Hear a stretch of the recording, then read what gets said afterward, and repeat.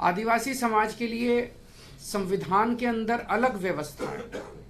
अलग व्यवस्था है क्योंकि आदिवासी समाज की अलग संस्कृति है, अलग तौर तरीके हैं और बहुत ज़्यादा पिछड़े हैं, इसलिए संविधान के अंदर अलग व्यवस्था की गई है। लेकिन उस अलग व्यवस्था को कोई भी सरकार लागू करने के लिए तैयार नहीं है, क्योंकि उन्हें उनकी ज़मीन के ऊपर, उनके जंगल के ऊपर, उनके जल के ऊपर सबकी नज़र रहती है कि कैसे इसको नोच लो, खसोट लो, लूट लो।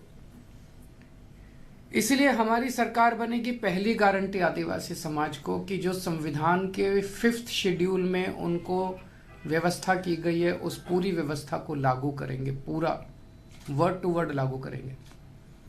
पेसा कानून जो उनके लिए लागू बनाया गया, उस पेसा कानून को, जिसमें ग्राम सभा का प्रावधान है, ग्राम सभा की मर्जी के बिना कुछ नहीं होगा।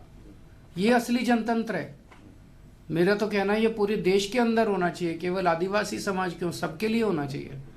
पर आदिवासी समाज के लिए प्रावधान है ग्राम सभा की मर्जी के बिना कोई एक्शन किसी सरकार को लेने का अधिकार नहीं है, वो सख्ती के साथ लागू किया जाएगा।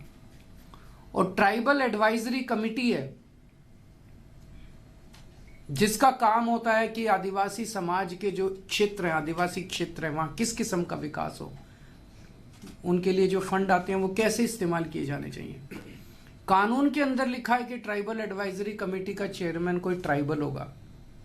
गुजरात के अंदर मुख्यमंत्री उनके चेयरमैन रहे हमेशा के लिए।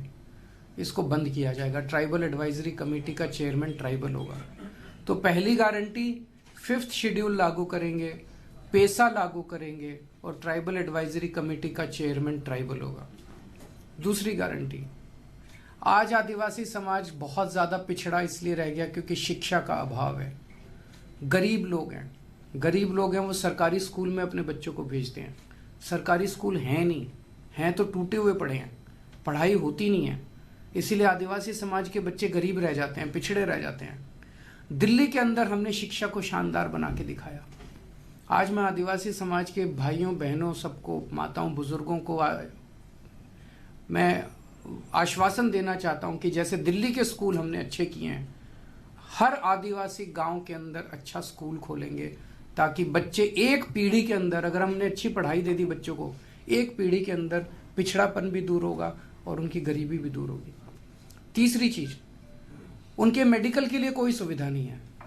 अगर कोई बीमार हो जाए तो प्राइवेट अस्पतालों में ले जाओ, प्राइवेट में तो आदमी मर जाता है, इतना पैसा लूटते हैं।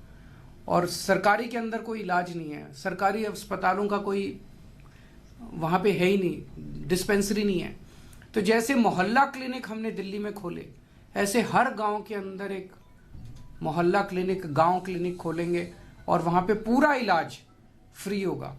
उनके लिए स्पेशल अस्पताल खोले जाएंगे, आदिवासी इलाकों के अंदर स्पेशल मल्टी स्पेशलिटी हॉस्पिटल खोले जाएंगे, जहाँ पे दिल्ली में चाहे कोई अमीर है चाहे गरीब है, सबका इलाज हमने पूरा मुफ्त कर दिया। बड़े से बड़ा ऑपरेशन भी फ्री में होता है। आदिवासी इलाके के अंदर भी ये व्यवस्था करेंगे कि सारा इलाज उनका मुफ्त किया जाएगा। चौथी चीज, कास्ट सर्टिफिकेट लेने में भी बड़ी दिक्कत आती है। इतने पेच, इतनी फॉर्मेलिटीज को सिंप्लीफाई करेंगे, सिंपल करेंगे, इसका प्रोसेस सिंपल करेंगे ताकि आसानी के साथ किसी को कास्ट सर्टिफिकेट मिल सके। पांचवी चीज, जिन आदिवासी जो बहुत ज्यादा गरीब है, जिनके सर पे छत नहीं है, उनको घर दिया जाएगा। और छठी चीज की सड़क, हर गांव तक सड़क पहुंचाई जाएगी। बाकी जो दूसरों के लिए गारंटी है, रोजगार देंगे वो आदिवासी समाज को भी देंगे, फ्री बिजली देंगे वो आदिवासी समाज को भी देंगे। तो ये 6 गारंटी आज मैं आदिवासी समाज के लिए ऐलान करते हुए मुझे बेहद खुशी हो रही है।